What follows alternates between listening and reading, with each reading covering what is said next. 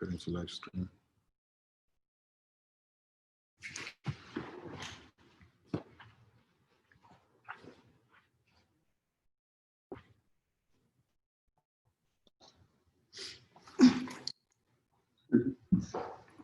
Going to live stream. Guess what? Sorry.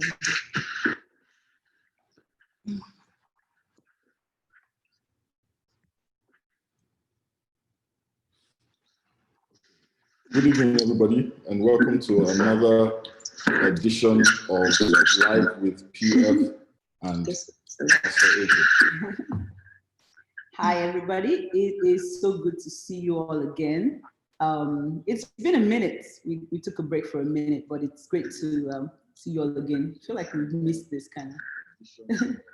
Well, I don't know if we have missed. Well, we missed everybody. Yes, but that's I'm what I not sure mean. if I've missed all the prep and the time prep, involved. the time, the technology, and all the issues. We're trying out new technology tonight. We're trying to host on YouTube, because YouTube is a little bit more versatile than Instagram.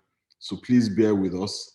It's I'm a bit of an older gentleman, so some of this stuff takes there's a bit of a learning curve for us. YouTube, but YouTube is we're excited to be back. We're excited to be, back with you. So please bear with us. COVID has been, the lockdown, the pandemic has been going on for upwards of about there's a bit of a learning curve. 4 months now. More than that. March, April, May, June, July, August. So going into this 6 months. 6 months. Yeah. So we've been, imagine that, half a year. Yes, my children came back from I think it was supposed to be spring break. Yeah. And they never went back. And right now they are so tired and so frustrated. They're just ready to be done with this. But anyway, we're back. We're glad to be back, and we've got a lot to talk about. There's been a lot of stuff going on that we just have so much to talk about. So I'm going to just jump right in. I want to talk a little bit about science and faith, and whether there is conflict between science and faith, whether there is a schism or a dichotomy, so to speak, between science and faith. And the truth is, there isn't. I think it is a reflection of intellectual poverty, of ignorance, for anybody to say that I'm a scientist, so therefore I do not believe in faith. I do not think that there's anything like faith. But it's also a reflection of intellectual poverty to be in the camp of faith and deny the reality or the truth of science. The Bible says in the book of John chapter 1 from verses 1 down, it says, in the beginning was the Word, and the Word was with God, and the same was in the beginning with God, and nothing was made that he did not make. That means that everything that we see, everything that was made, Jesus made. He made everything. And if Jesus made everything, then Jesus basically is the author of science. Pretty much. Because you cannot deny science. You just can't deny science. It's a part of our reality. I'm a man of faith. I believe very strongly, very firmly in the Word of God, but I don't see any contradiction between the Word of God and faith. I also believe in science, and I don't see any contradiction between faith and science. For example, doctors will tell you that they treat the symptoms, but ultimately healing comes from God.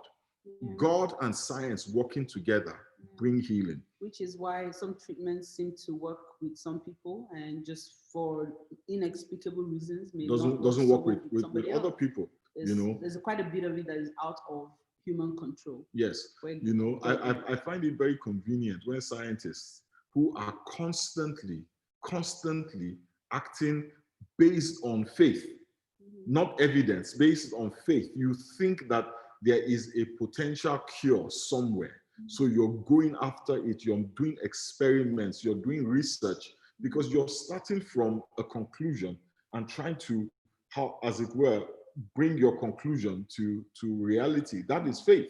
You know, when God speaks a word, and even before the word comes to pass, you believe that the word is real. You know, that is faith.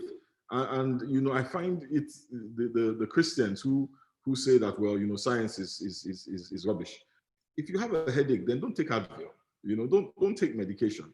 You know, you can't take medication when you have a headache.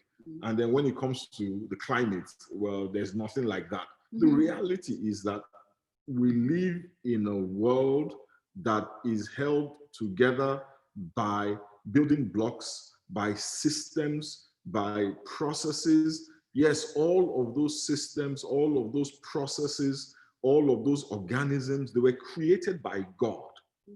But will ultimately bow before him. Ultimately, they will submit to God, because at the mention of his name, every knee should bow and every tongue confess that Jesus is Lord.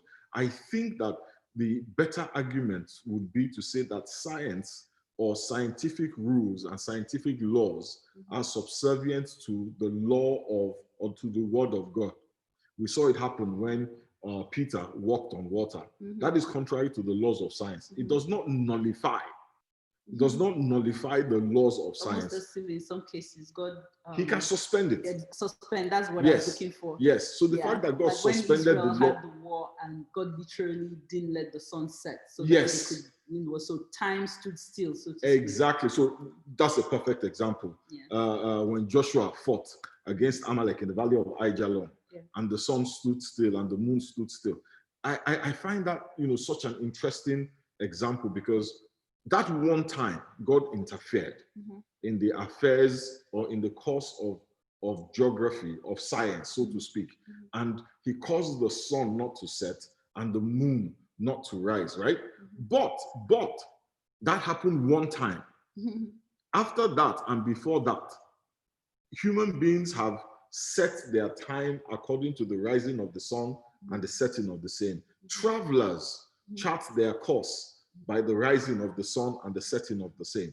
So how do we say, because one time God stopped the sun from setting and, you know, and all that, that science is not a thing? Of course it is a thing. There is a system, there is a rotation to the axis of the earth that makes it almost a certainty that the sun will rise in the east and set in the west, except again, the Lord himself intervenes, right? And we cannot base our lives, so to speak, right, on the Lord constantly intervening to undermine the laws of science that he has put in place. Like gravity. You're on the road. The law of gravity. I mean, how do you jump off a 10-story building, right? And say, well, you know, God is going to suspend the law of gravity for my sake. Splat. You die foolishly, you know, and you have not achieved anything. Now, if, however, somebody pushed me off, I'll begin to yell Jesus and pray that the angels will catch me. If I fell off, or somebody pushed me off, or something, not within my control. But I would definitely not be intentionally jumping off just to test whether or not God would decide to suspend the laws of gravity. Even Jesus himself. Remember when the devil said to Jesus, said to Jesus, jump off, took him to the top of a high place and asked him to jump, and that the angels would didn't he say? Yeah. Didn't he say that he would give his angels charge over you? And you know what Jesus said? Yes. And you know what Jesus said? Jesus said, you shall not tempt the Lord your God. Yeah. Even Jesus understood that he was going to be tempting God by trying to defy the law of gravity just because. Yes. The point I'm trying to make is this, my brothers and sisters. There is a place for science and there is a place for faith. And there is no contradiction between science and faith. There is no contradiction. Occasionally, when it suits his divine and sovereign purpose, God will intervene and suspend the laws of science or the laws of nature in order to advance the cause of his kingdom or to advance his cause. But that is not the norm. Yeah. It is not the norm. People, we have stories of people who were raised from the dead. But the vast majority of people who die stay dead, right? You cannot live on the premise that when you die, somebody will come and raise you from the dead. You have to live as if when you die, you are dead. You know, we can't make the exception the rule. And I feel like sometimes Christians act as if the exception is the rule, as if, you know, everybody who gets COVID and dies somebody will come and lay hands on them and they will get up. The vast majority of them will be put in coffins and will be buried. And the ones who have come to a knowledge of God by his grace, when the Lord returns, when the time is right, we will all, you know, resurrect and be caught up again, you know, to be with the Lord. With the more severe cases. Yes, with the most, yes. And especially when they're underlying, when the person has underlying existing conditions. So on the basis of that, right, on the basis of that, the science says concerning COVID, right, the science is clear.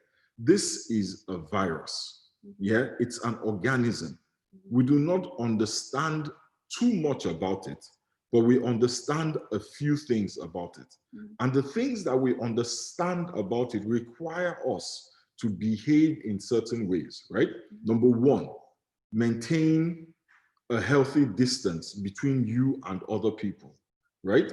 Number two, cover your face with a mask when you are within spitting distance, within coughing distance, within breathing distance, or sneezing distance of another person, right?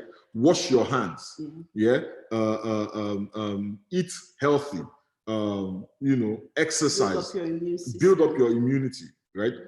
That is what the science requires. I think sometimes people get confused about why you wear a mask. And I saw an analogy that I thought was so apt. If you've ever worked in crafts, or you've ever bought a birthday card or one of those lovely pretty bags that are covered in glitter, you would notice that even if it's just a little birthday card, at the end of the day, your hands are covered in glitter. You get glitter on your face, you get glitter on your clothes. Anybody who comes within your space gets glitter on them. Your home, your table, glitter literally dissipates and gets everywhere. It's a known fact. A virus is like glitter. It literally dissipates everywhere that has an opportunity to. Now, the good thing about the virus is that it dies and doesn't exist for so long on certain surfaces. But it's the same way. If somebody is infected, especially in cases where you have asymptomatic carriers, if somebody is infected and you are within that vicinity, you are exposed to it. So the mask works both ways. What masks do is that if, for instance, there are droplets, let's just say for the purpose of the experiment that one of us, God forbid, is a carrier or is infected in some way or the other. The mask means that if I am infected, I literally, my droplets or your exposure is reduced because I am covered. Right. Yes. And it also protects, so it protects you and it protects because no one really knows. The virus is something you don't see. No one really knows who is ill and who is asymptomatic or who just has a mild cough or something like that. It also protects the people who are not sick right now, but have pre-existing conditions. So you want to make sure that if you're not sick, you're outwardly, you're not passing it on. And it also protects you. If you're not sick, you're not catching it from someone else. And so that's why it's really imperative that we all just get used to the idea of, for now, wearing a mask. Yeah. Yeah, and you know, the thing about it for me really is not just the idea of a mask. I think for me, the challenge is that we somehow think that wearing a mask is not is a sign of not having is a sign of unbelief, right? Is a sign of unbelief. When the mask is a sign of unbelief, you know, washing your hands is a sign of unbelief. Eating right, you know, or keeping your immune system is a sign. I don't always eat right. I don't always eat right, but it's not because I don't eat right, not because it's a sign of unbelief. I just don't like healthy food. But you're getting better. Yeah, I'm getting better. But the point I'm trying to make is that doing the right things is not a sign of unbelief. Maintaining social distance is not a sign of unbelief. Yes. And it's not just about you. Yes, it's also about the other person that is involved. Yes. Right. So the reason why I say that is that the Christian community is getting vilified because some in the Christian community are acting as if following the dictates or the rules of science as it pertains to this particular crisis is a reflection of a lack of faith, you know, and I frankly, I couldn't disagree more. I feel like one of the things with church, for example, is that because, you know, church usually takes place in closed buildings, right? And you have a lot of people in those buildings. Yeah, it is very, sorry, I think somebody's, hang on 1 second. I think somebody's,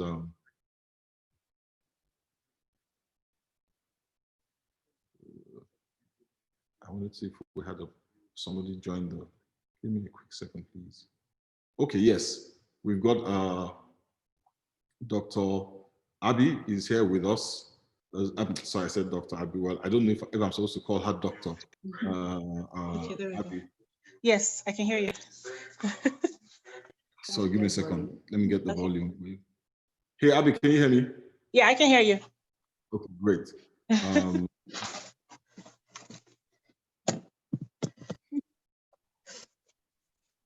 We're trying out a new system, so we have to kind of like play with it a little bit. Yeah. Give me one. Okay.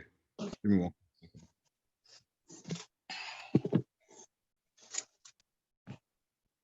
second. I am truly technologically challenged. You all have to just keep me in your prayer. Okay, there we go. No, there we did not go. What are you trying to do? I'm trying to get everybody on the. Oh, can you see? Are they all there already? I've got Abby. Yeah, Abby's here. Yeah, it's just the two of. Abby, just give me 1 second. Okay. Okay. Okay, yes. And there is Abby.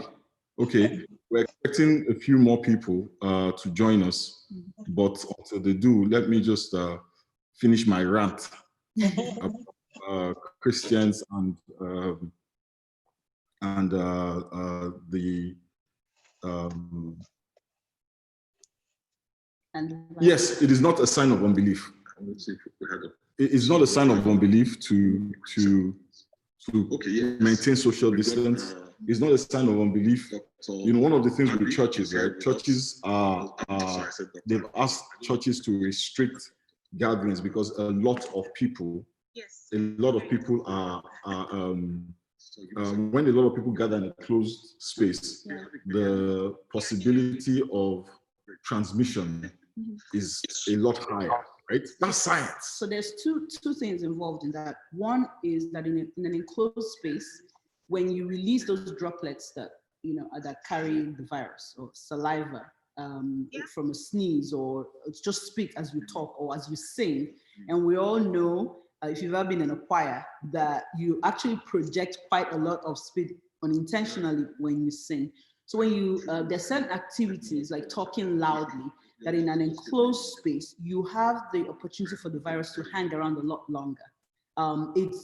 Studies have shown, and it's not just with COVID, but every virus, that if you're outdoors, it just is killed or destroyed a lot faster. Right. So science says, right, if we are to gather, we have to make sure that there are certain precautions that we take, right? You know, we have to make sure that we don't have everybody back in the space at the same time. We have to make sure that, you know, people are wearing masks. We have to make sure that the singers are behind plexiglass screens so that they can project, you know, and all of those things. That is not a reflection. Yes. Before and after. Yeah, that is not a reflection of unbelief.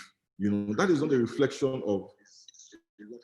Somi, why is Somi scowling like that? Do you see the scowl on Somi's face? I think he's probably trying to figure out the Zoom as well. So he had a horrible scowl on his face, like what's this? Yeah. Anyway, no, he's just looking closely. So anyway, so the point I'm trying to make is that science is not a bad thing. And we need to stop acting like science is a bad thing. We need to start to embrace science. Even Jesus Christ embraced science when he said it would be tempting God to jump from a high building just because of. Yeah. I think the most important thing is to keep it in perspective and know that at the end of the day, everything still bows to the Almighty God. Yes. So there is a place for science, there's a place for all of that, but we know that at the end of the day, God is sovereign and God is supreme. But He also was the one who created ecosystems and all of these, the laws of physics and all of these things. So putting things in their right place and in their right order is what I believe we need to do. Excellent. So talking about science and all of that stuff, there's this thing about hydroxychloroquine, right? That is all over the place. Some people are saying it's good. Some people are saying it's bad. Some people have stockpiled it. Some people have, it's an interesting story. I come from the west coast of Africa, and I grew up taking chloroquine. So I know that chloroquine works for malaria, right? I know that, yeah? Does chloroquine work for COVID? I don't know. We had a doctor come a couple of weeks ago, and say a lot of... Several actually. Yes. For some reason, several doctors just kind of stuck. She came and she said a lot of things that, frankly speaking, I'm going to express my opinion. Is my opinion. It's not the opinion of the church or anybody. I have never heard such an ignorant... I haven't heard a lot. It's been a while since I heard something like that, She talked about women's reproductive health, and people are having fibroids because of they slept with demons in their sleep.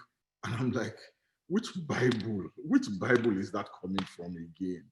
Anyway, we've got some people with us who are a lot more knowledgeable about these things than we are. First of all, we've got my dearest wife. She's a pharmacist. Some of you don't know that. She's a pharmacist. She's been a pharmacist now since I've known her. And she understands a little bit about these things. She understands a lot about it. She's very intelligent. We've also got Dr. Boy Kokoricha, our resident doctor. He's not a quack, he's the real deal. Amen. And he's really good at what he does. And we've got Abby, I don't know what your official title is. I'm a nurse practitioner. I work internal medicine. Hang on. I say a lot of... Several actually. Yes. I'm an adult gerontology nurse practitioner. I've been a nurse practitioner for 8 years. I currently work internal medicine at UT Southwestern.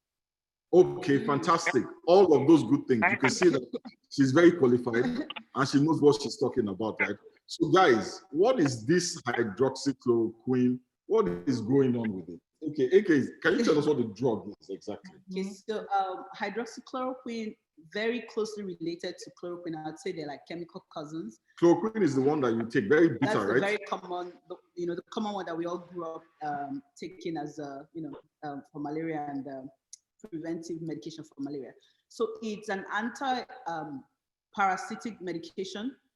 It also helps to suppress, it's an immunosuppressant, suppress immune system. So they use it mainly for two things. One is the whole anti-malarial concept, because malaria is a parasite, yeah? And then also its immunosuppressive actions. It's used in things like lupus and other autoimmune conditions, like some kinds of arthritis, yeah? So that's what that medication is. And there's still quite a lot of studies going on currently about it, but one of the things that made them initially suspect that it might be useful for COVID was because of its effects on blood cells, yeah? Okay, so that's what it is. The short of it. Guys, doctors and experts. Oh, let me say something real quick before we kind of delve into it. Now, one important thing to remember is also that the hydroxychloroquine use in COVID, or the studies that are going on, is in combination with zinc sulfate as well as azithromycin, or popularly known as Zithromax or Z-Pak. So that's just something kind of to keep in mind, because when you hear hydroxychloroquine, you are thinking, okay, antiparasitic and immunosuppressant. Why are we even thinking about it for a virus? So I just kind of want to lay that foundation. It is not an antiviral at all, but it's sort of interesting, the studies that are going on right now to kind of figure out if it can help with COVID. And that we'll talk about the results after some of our speakers tonight have had a chance to dive in. Okay, so guys, Dr. Tolore, Abby, Yeah. what do you guys think? Can you hear me? Yes. Okay, good. So there's been a lot of confusion, as you can tell, and as you've alluded to.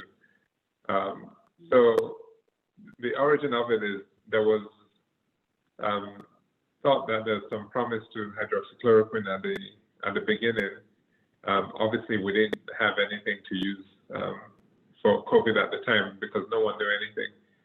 There have since been studies after studies, and they've all shown no effect, no impact on COVID with hydroxychloroquine, and that is why the FDA actually pulled it and decided that they were not going to use it as an indication for COVID-19.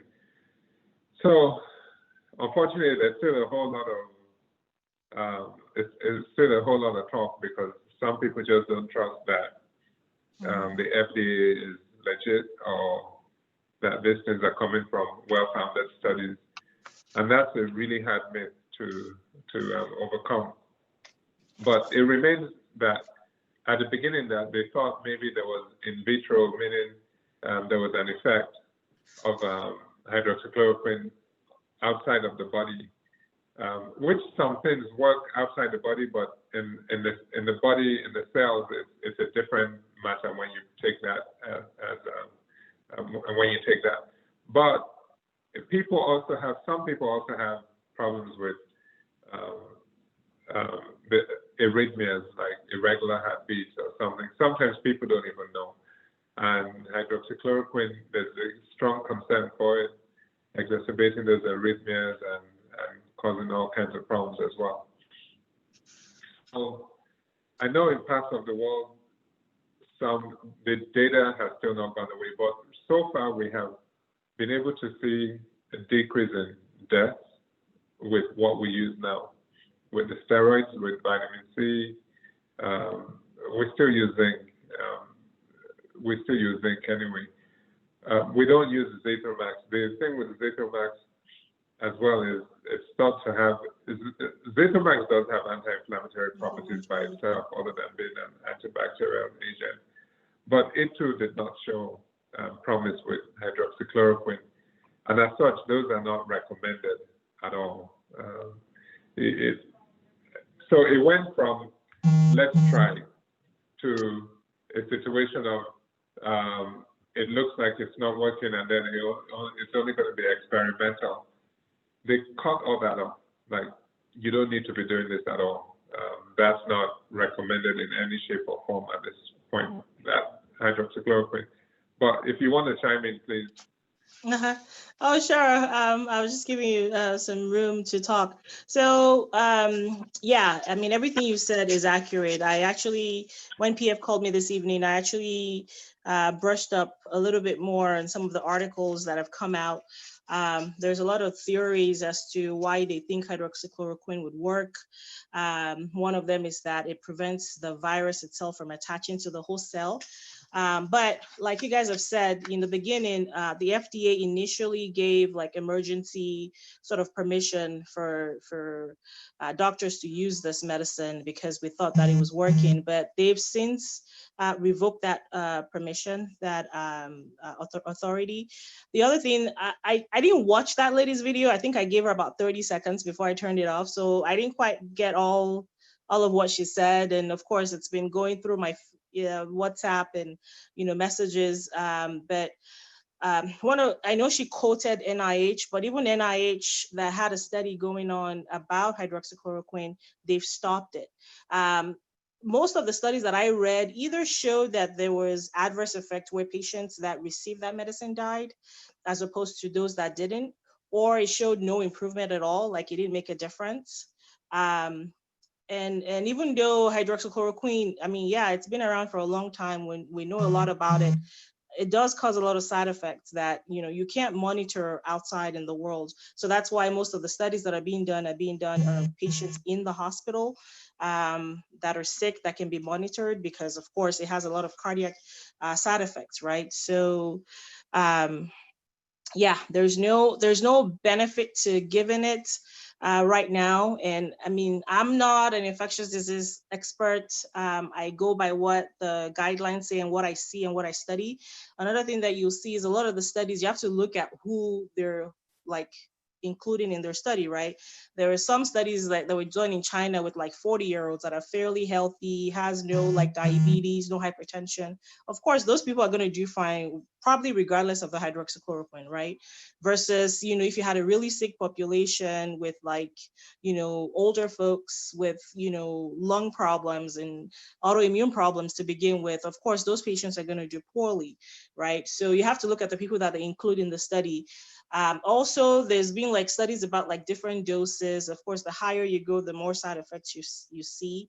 But the bottom line is it's not recommended. I've had patients, I work in an outpatient setting. I'm not in a hospital, but I've had patients in an outpatient, hey, I hear that this medicine is working and can you give it to me to prevent me from getting COVID? And my answer is always, the FDA doesn't recommend it, the NIH doesn't recommend it, the CDC doesn't recommend it. There's no reason for me to give it to you. And you being naive to it, I can't hook you up to a monitor to watch your heart. I can't do labs on you so frequently, to see how you're tolerating, because these things have side effects. So the bottom line is it's not recommended. And there has to be, I know there's a lot of controversy. I try to stay out of it. So whether or not, the FDA are getting kickbacks or, I'm reading the data itself, like, okay, this study only had 22 people. That doesn't count. We've got thousands of people infected. That's not enough for me to say that that's a good sample size. So anyway, those are my thoughts on it. I'm here for the controversy. I don't mind the controversy. I'm fully here for it. What I don't understand is this. So what you guys are saying basically is you don't take hydroxychloroquine. Yep. Don't take it. Even the Z-Pack, like, people ask for Z-Pack for me all the time. And I'm like, no, that's not going to prevent you from getting COVID. And if you have COVID, if you're not sick, you don't have pneumonia or something for me to consider giving you an antibiotic, there's no reason for me to give you that. Most of the studies, like I said, are being done on patients in the hospital that are sick, not you out in the community with mild symptoms. Correct. There are so many problems with this whole thing. One of them is taking medication outside of medical supervision is very dangerous. Like Dr. Abi said, if you run into any problems, and it's a double one. So hydroxychloroquine has side effects that affect the heart and the rhythms of the heart, arrhythmias, that are potentially fatal. And Z-Pack has what you call a label warning that it also can cause arrhythmia. So you are taking two medications together. So those of us who are from African descent say, but we've been taking chloroquine since we're kids, it didn't kill us. First of all, that was chloroquine, not hydroxychloroquine. And second of all, we were not taking it together with Zithromax. Third of all, a lot of what we do with medications is that we do long-term studies of the dosage. We adjust doses. Okay, should we give you 500 of this and 250 of that? And we keep, playing with it until it takes years to do a clinical study where they decide this is the optimal dose. Below this is therapeutic. Above that, it can be harmful. And then this is the toxic level. All of that has not been proven. So just taking it at home. The third thing is that prophylactic use. the biggest danger, the one Wait. Preventive. Preventive. Sorry. What? Sorry. Prophylaxis means preventive.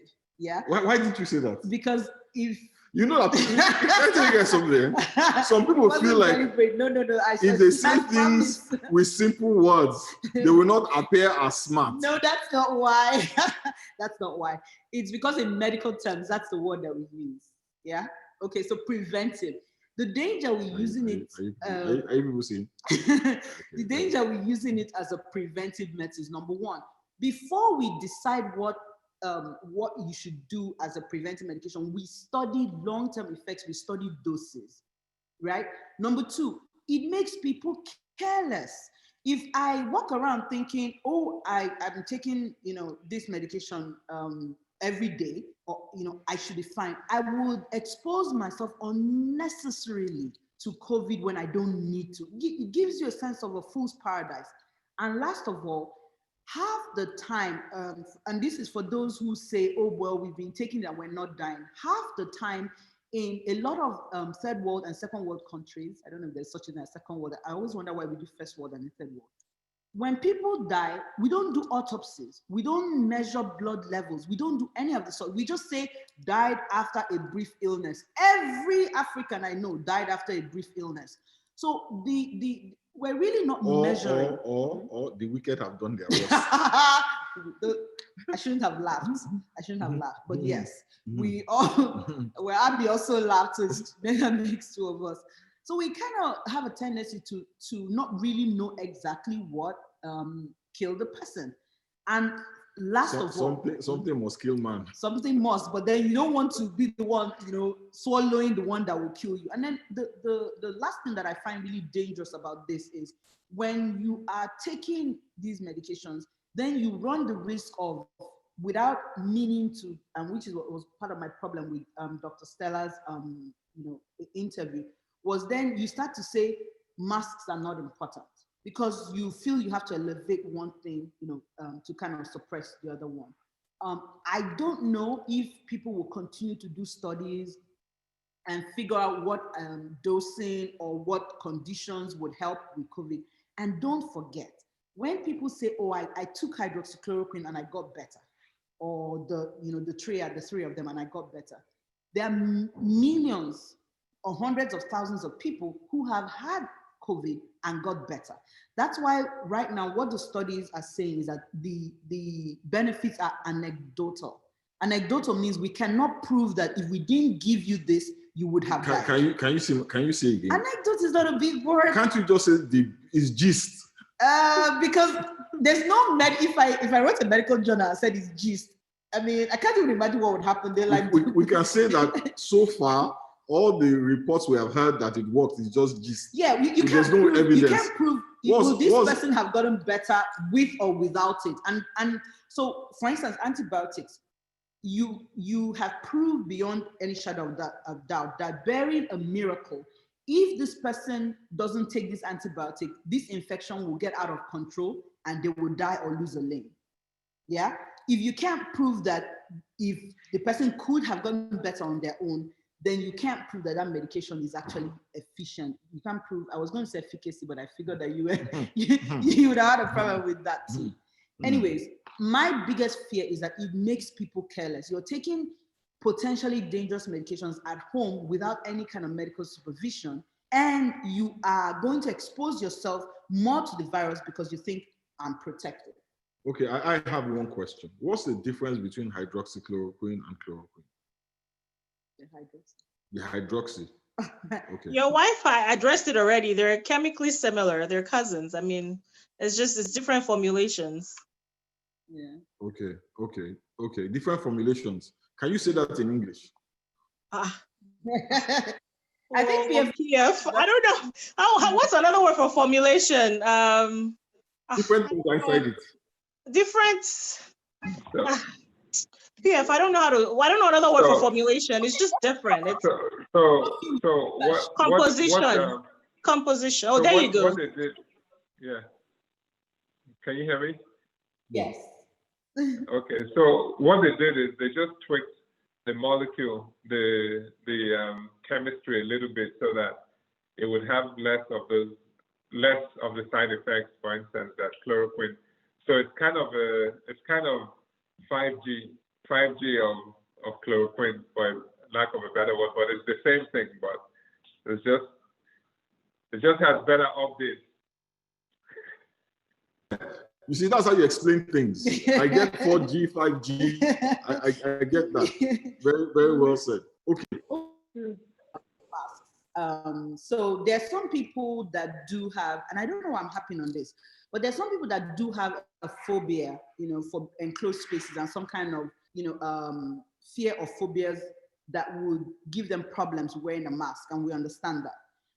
I would recommend that such a person really be one of those people who locks themselves down and quarantines themselves as much as possible.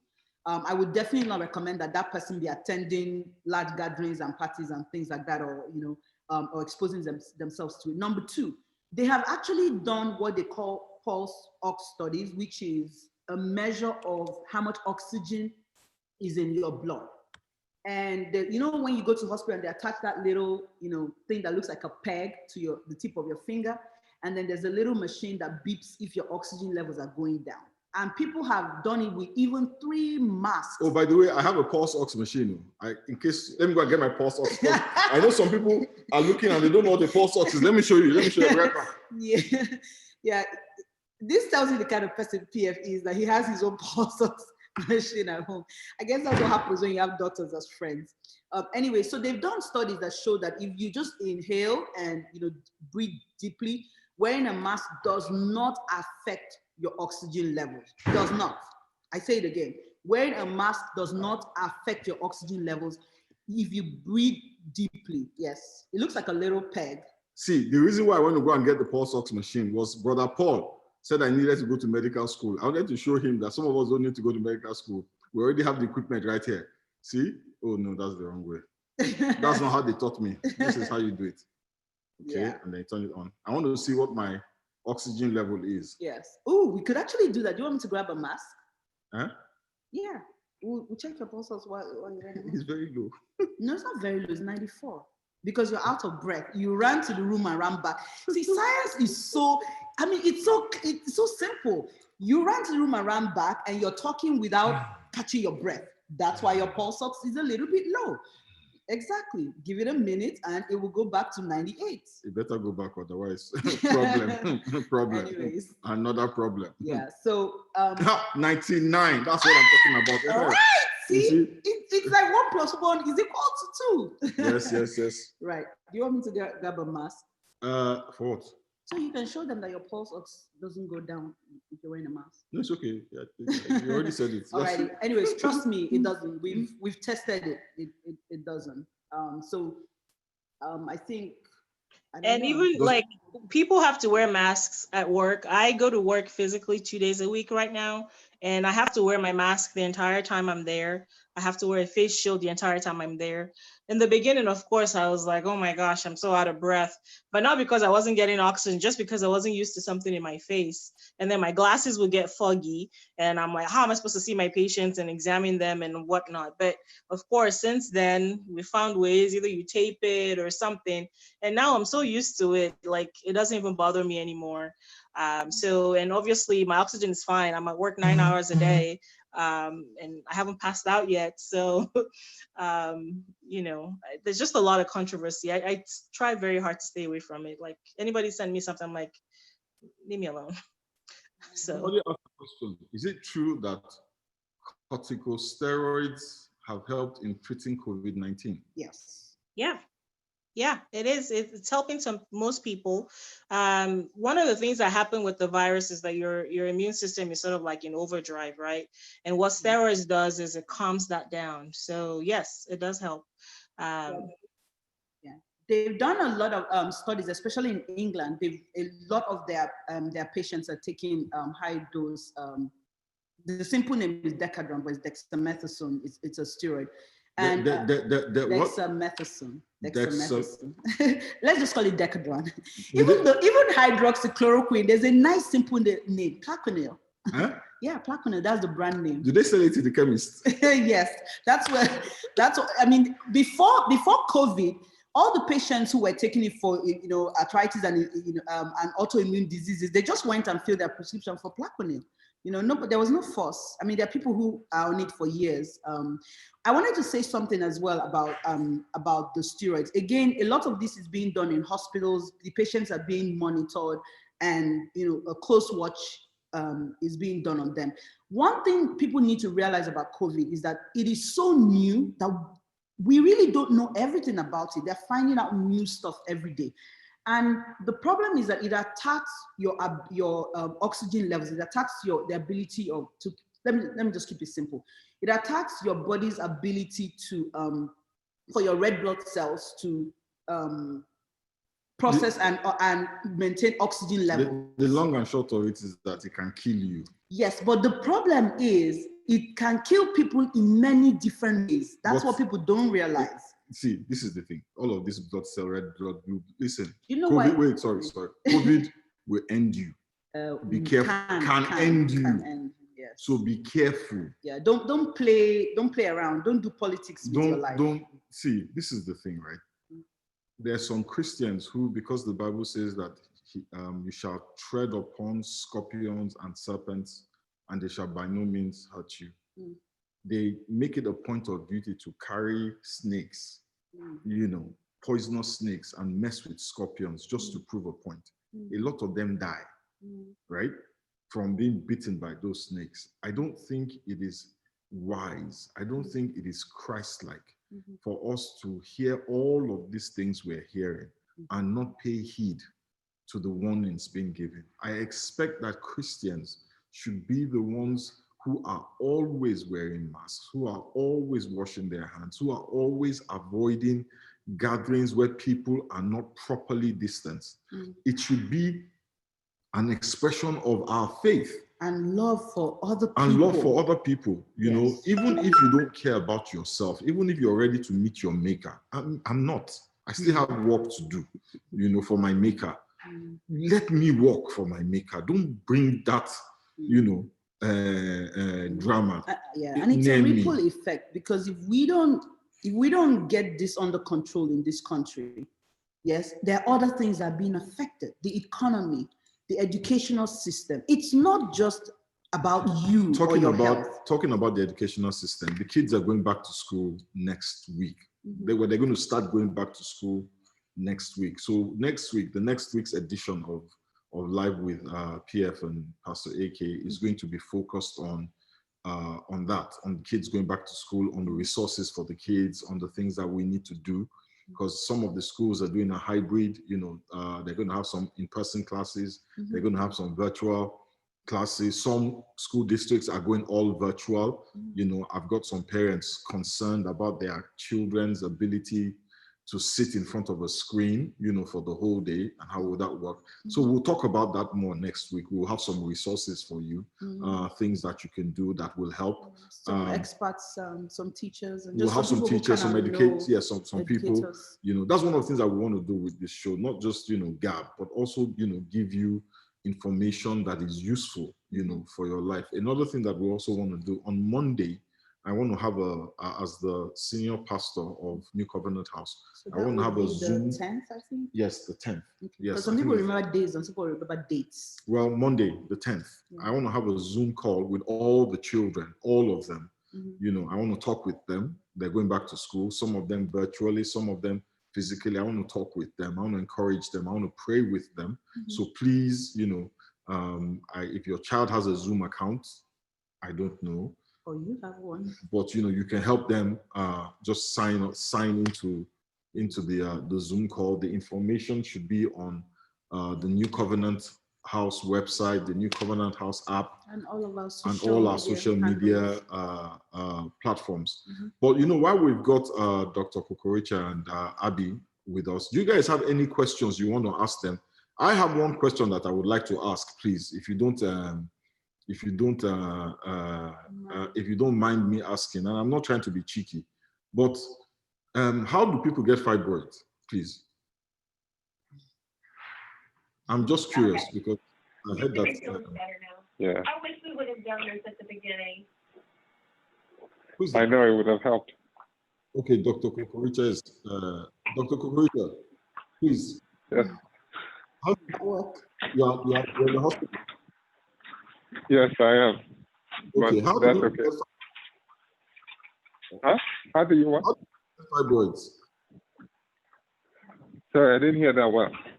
I said, how do people get fibroids? Fibroids? Uterine You're wondering fibroids? how he went there, right? He's referring to Dr. We Stella's- moved from COVID. Okay. Uterine No. fibroids,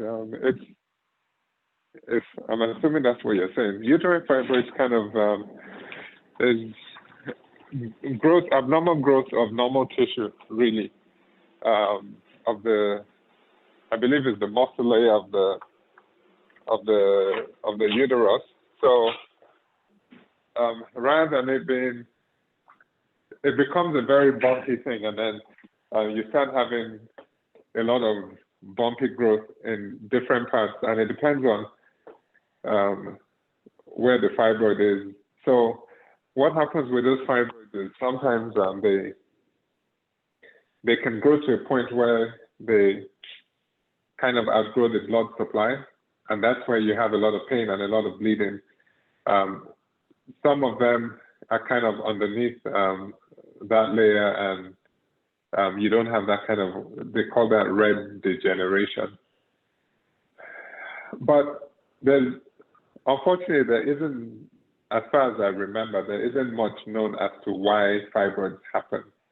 Of course, it's one of those things that happens more in the Black population.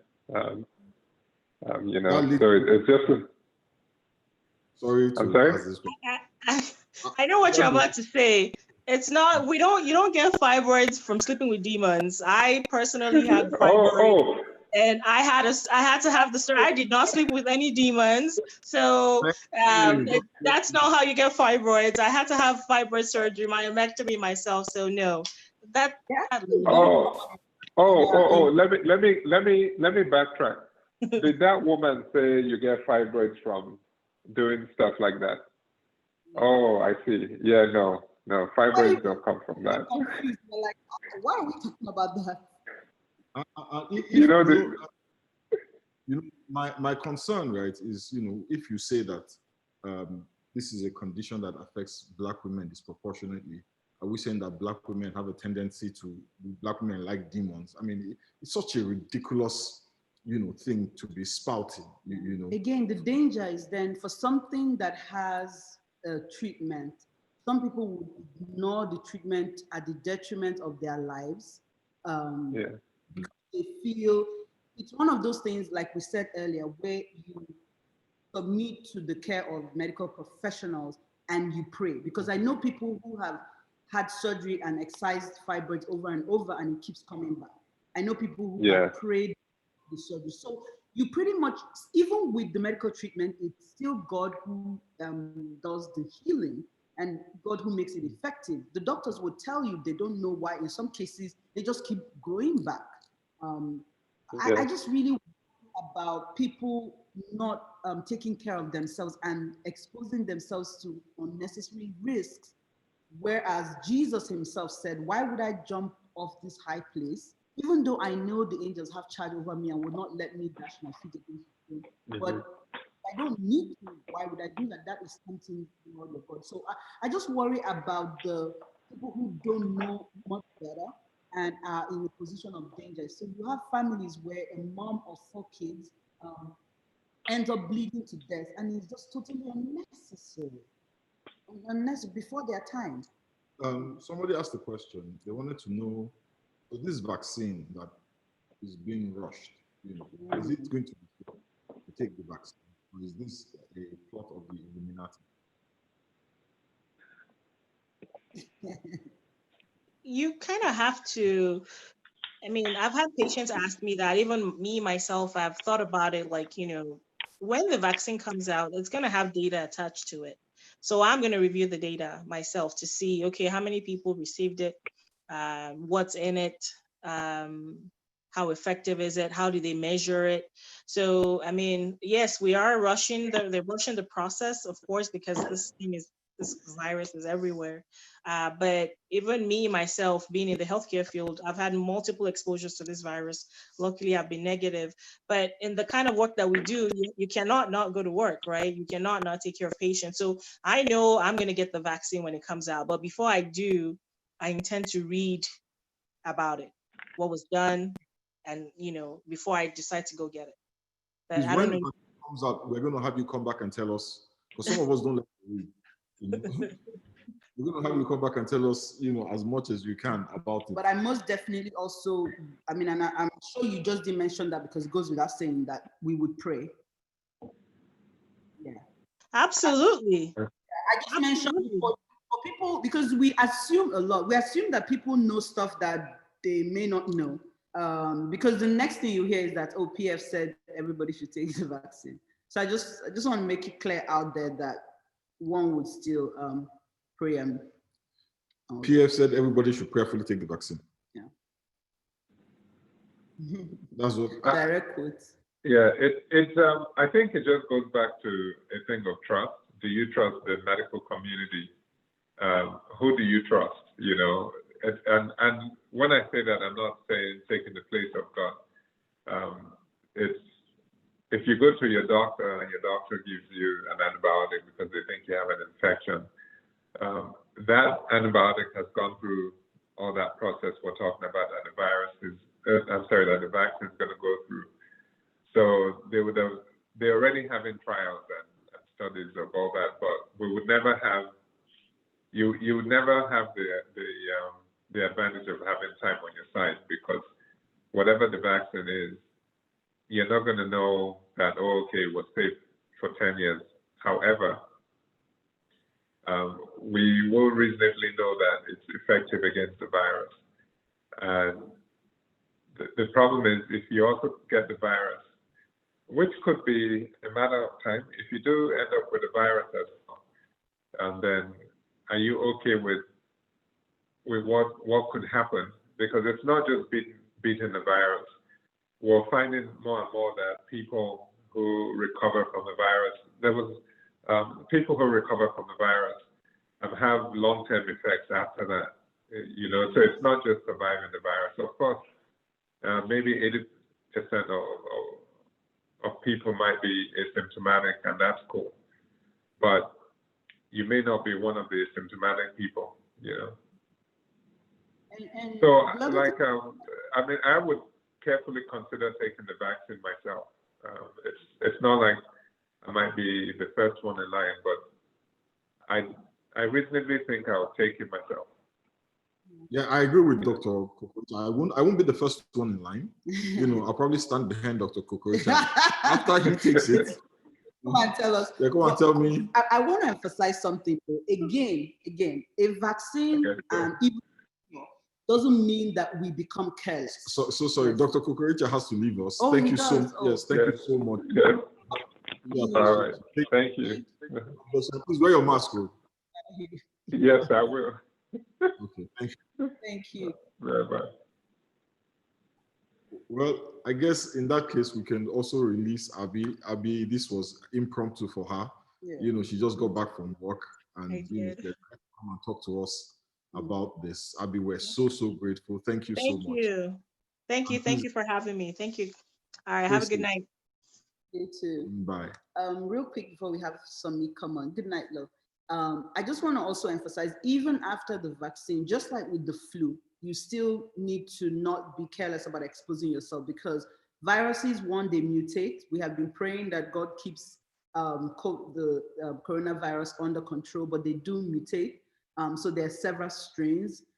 So vaccines don't always immediately cover all strains. That's number one. Number two, depending on when one takes a vaccine, in some cases, there is, just like with the flu vaccine, taking the flu vaccine means that you radically reduce, your possibility of getting the flu if you're exposed, but it doesn't totally eradicate it. So I don't want people to just cast off all restraint. A virus is not a cure. And even a cure like the vaccine, I'm sorry, is not a cure. And just like Dr. Kokoricha said, there have been long-term effects. I have a friend who had it months ago, and he's still having respiratory problems, and he's still out of breath, and his pulse ox, like we talked earlier, is still low, and he still suffers from weakness and fatigue. And so we just, don't run off in the street and be like, hey, everybody's taking a vaccine. So it's time to the long and short, I know I've been faffing around a little bit, but what I'm just trying to say is that Christians don't ignore the science. Don't turn your back on the science. A lot of politicians, out of for their own agenda, right, and what they feel this situation will, or how they feel this situation will impact their personal ambitions, are pushing a story that is not necessarily in the interests of everybody. Yes, we all want the economy back up. We want, I can't tell you how frustrated I am with the way life is now. I would love it to be better. I hate wearing masks. I was wearing a mask today in the heat, and I almost passed out. So I am aware of the discomfort, But having said all that, and the kids not being in school. Yes, even Jesus himself said, "Do not tempt the Lord your God by jumping off a building with the expectation that you will be caught." That is not faith. That is presumption. Let's not be presumptuous Christians. Let's be faithful Christians. And it really doesn't help our witness, because the people who don't know God, we then just appear crazy to them, and it doesn't help our witness. It doesn't help our opportunities to evangelize and to minister the gospel to other people. We just come off as self-centered, selfish, and just a little crazy. It doesn't advance the kingdom. People think Christians are cray-cray. Yeah, and not for the right reasons, by the way. Not for the right reasons. Not for our radical love for one another. It's not persecution. Or our radical lack of materialism.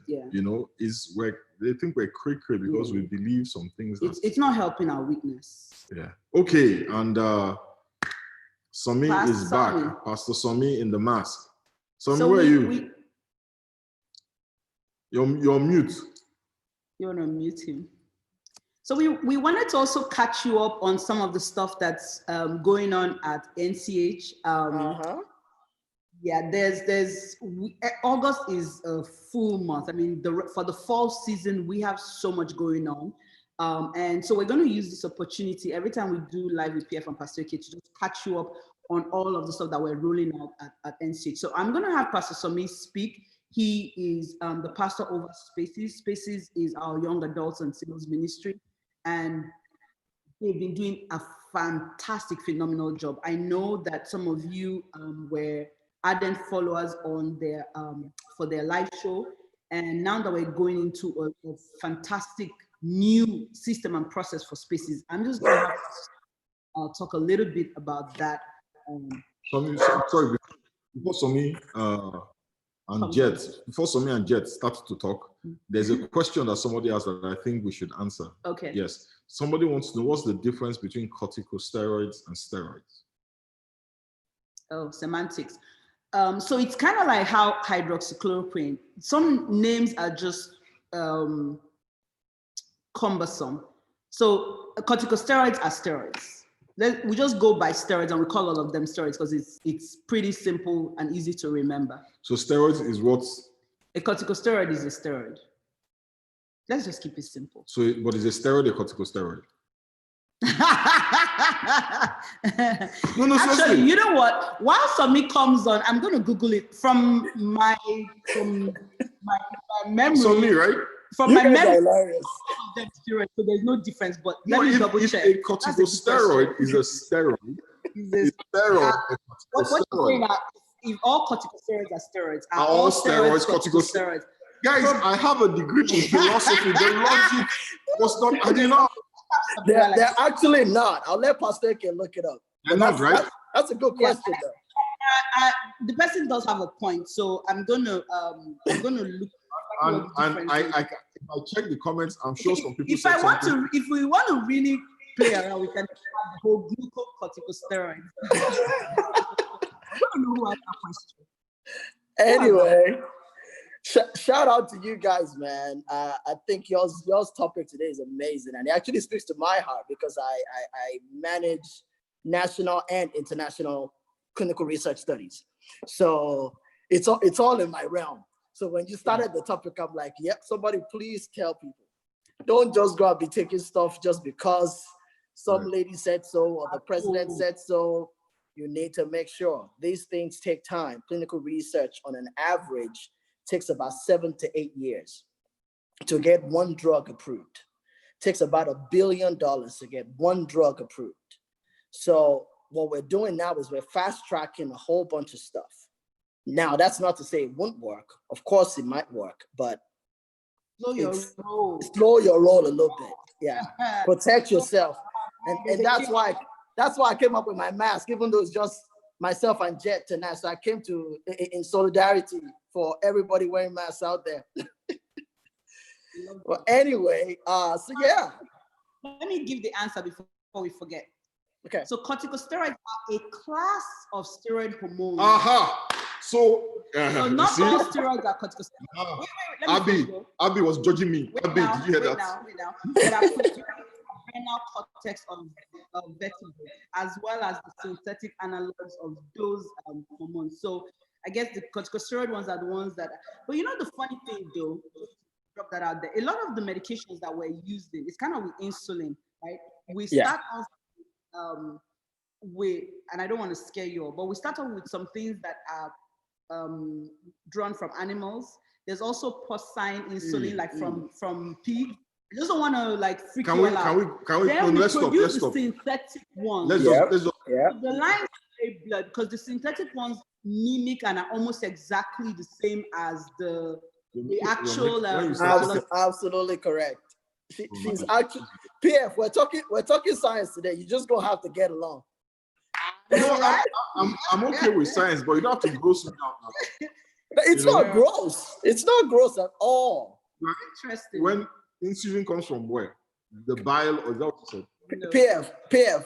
Every single drug that is on the market, let me not say every, about 98% of the drugs that's on the market, before they can be tested on human beings, 9 out of 10 times they've tested them on animals. And a lot of times they have the components of those animals in those drugs. Including Advil. Okay, let's talk about space. I don't know. I didn't work on Advil, but we can go as far back and look at the data. And look. You know what's going to happen? Every time PM has to take a medication, he'll be like, okay, I need you to check and let me know.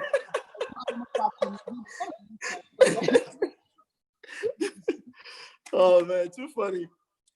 But yeah, so you said I needed to talk about spaces, right? And what we have going on.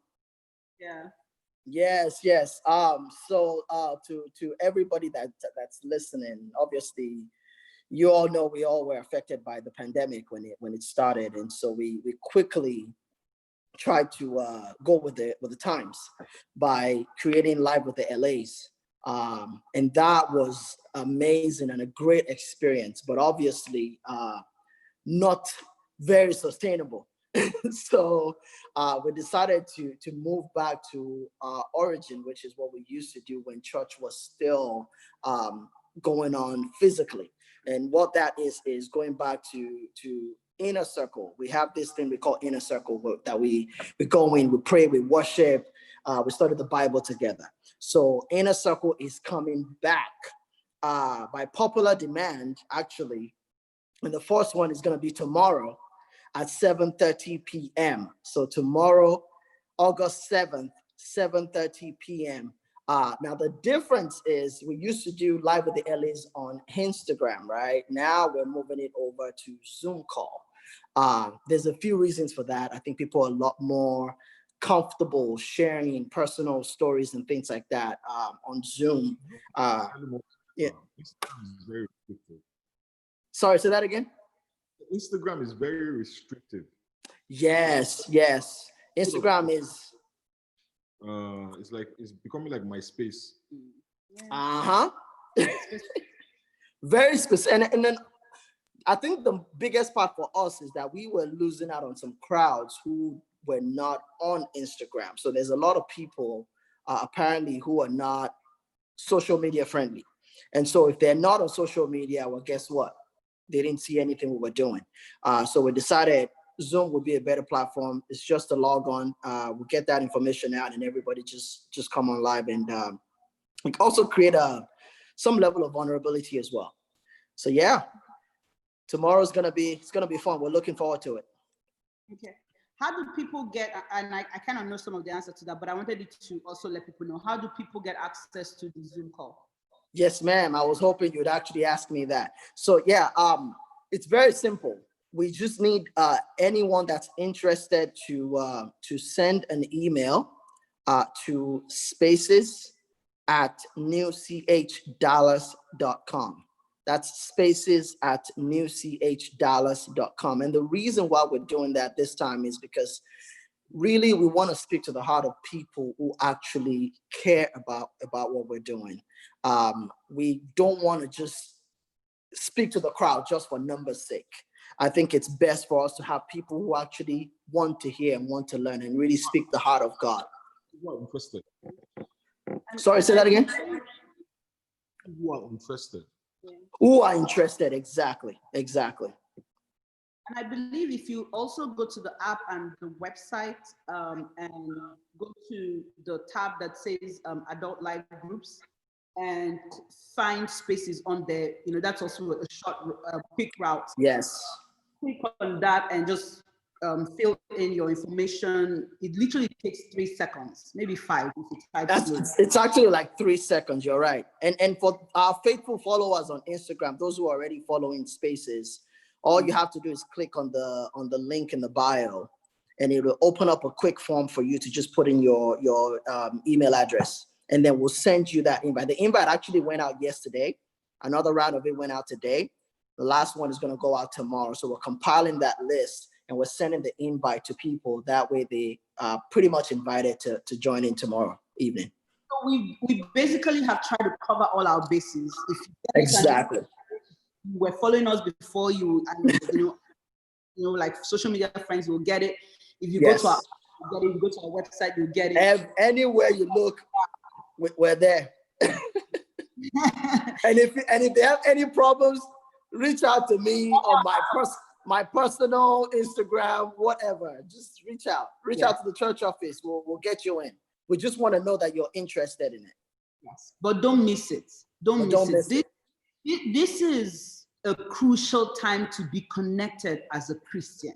Yes. It is crucial that you are connected as a Christian, that you're connected with God one-on-one, but also that you're connected with your peer groups. Absolutely. The weakest link or animals that get swallowed up, are animals that lag behind the pack.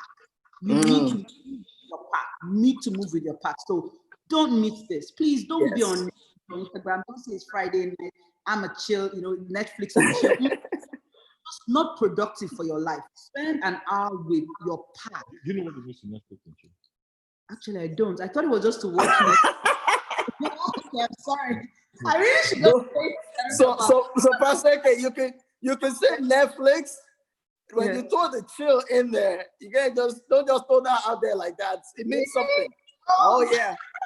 Okay. Don't worry, we'll catch up offline. All right. I think I need to. I thought it was just lie in your bed and. Nah. You lie in your bed. I'm sorry. We don't want to encourage the chilling part. Well, in any case, definitely don't leave out Spaces and go Netflix and chill. So I wasn't encouraging. There you go. But quickly, just a quick snippet on what we're going to be talking about tomorrow, right? So we want to break down the book of Exodus. We all know the book of Exodus is the journey of the Israelites, right? From Egypt to the promised land. And within that context, it's actually a very large book. I think it has 40 chapters altogether, right? But tomorrow we want to focus on the first 4 chapters. Right. And it really focuses on the promises of God, right? What God said to the children of Israel. And we've really prayerfully selected this topic and these Bible passages this time because right now, within the people that we speak to, the singles and the young adults, there's the devil is hovering, right? And the Bible tells us that he's only come to steal, to kill, and to destroy. And he's telling our people a bunch of lies and feeding them a bunch of lies about themselves. And that is dangerous. Where can I give my offering? I said, preach, Pastor. Where can I give my offering? That was an Don't worry, I'll settle you. I'll settle you offline. yeah. Tell me where I can send that offering. No, we want to send an offering for that message. Oh, you want to send an offering? Ah, okay, don't worry. You can sell me. You can sell me. Good word. You want to like sow. I take Zelle, I take Cash App, I take Venmo, anything. Just But yeah, so we really are going to be diving in tomorrow and talking about what God really says about us, and referencing the children of Israel and the trials and tribulations that they went through and how they were able to overcome it over time. So it's really going to be fun. I'm excited about it. Me too. And after this, it's the first Friday of every month, correct? First Friday of every month does not change, 7:30 p.m. But each of this, we're going to be sending out a new invite for every single one of them. Again, capturing those people who are really, truly interested. Okay. Amen. We're praying for you all. We know it's going to be great. Thank you so much. Thank you, guys. And God bless you guys. And thank you for giving us the platform to be able to express ourselves too. That's important. We love that. Love you guys. Thank you. Great work. And love your team. Give them my best. I sure will. They are the ones that are the wind beneath the wings. They are the oil that's running the machine. So I just show up. Love it. Love it. Thank you so much. Awesome. Thank you, guys. All right. Talk to you later. Bye.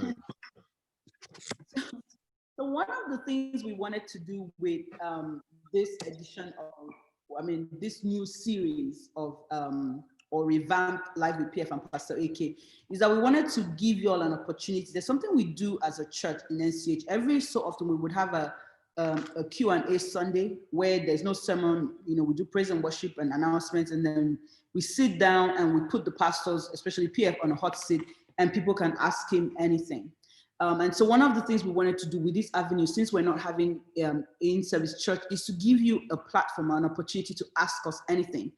So if you have any question about anything, you can just go ahead and type it in the comments, and we'll do our very best to answer any of these.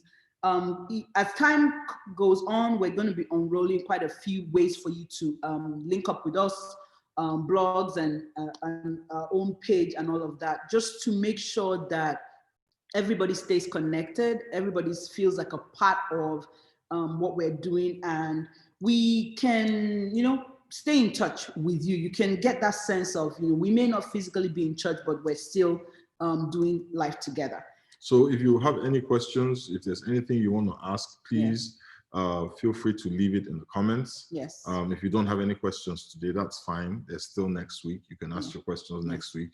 And we're going to try and provide, and I'll let you all know this by next week, we're going to try and provide platforms where you can actually send in your questions ahead of time. So we'll have them and we can... Actually, we do already. Yes, we have a Live with PF and Pastor AK page on Instagram. Okay. If you find us on Instagram, please find us on Instagram, Live with PF and Pastor AK, Live with PF and PAK. Yes. Yeah, just one word. Find us on Instagram, follow us, like us, make comments, send us messages, ask us questions. Yeah. And we'll just keep a running commentary on that. So just pretend that this is how you bump into us in the hallway in church and you have a question or you have a comment or you just want to say hi, or you have a prayer point, or something's going on with you, or just want to touch base, or you want to say hi and check on us. We love to get checked on as well. And having said that, we really have enjoyed the time that we have spent together. Yeah. It's been good. It's been informative. I learned a few things about hydroxychloroquine, about corticosteroids and steroids, anecdotal and gist, and but it was fun. And prophylactic. And yes, And she learned something about Netflix and chill. Yeah. Well, I'm still gonna learn it. Apparently, it's a good thing I did say it. Yeah. Where Anyway, people would think I knew what I was talking about. yeah. So anyway, it was fun hanging out with you guys. We've had a really good time. We'll be back next week. If there's anything you want us to talk about, if there's any topic you think we should be dealing with, please go to our Instagram page and just put it out there. We want you guys to talk about this. Yeah. I know that next week we're going to be looking closely at going back to school, what that means, and how we can make it work better. Yeah. All right, guys, take care. Thank you so much. Oh, don't forget, join us on Sunday at 10:30 for our live broadcast for the We have a sermon. guest speaker on Sunday, a guy from England called Luke Brendlin. Awesome guy, on fire. You don't want to miss it. He's going to be talking about worship. So please just join us on Sunday with Luke, and we'll be talking about worship. God bless you and have a wonderful, wonderful evening. Good night. God bless you all. Bye. Love you.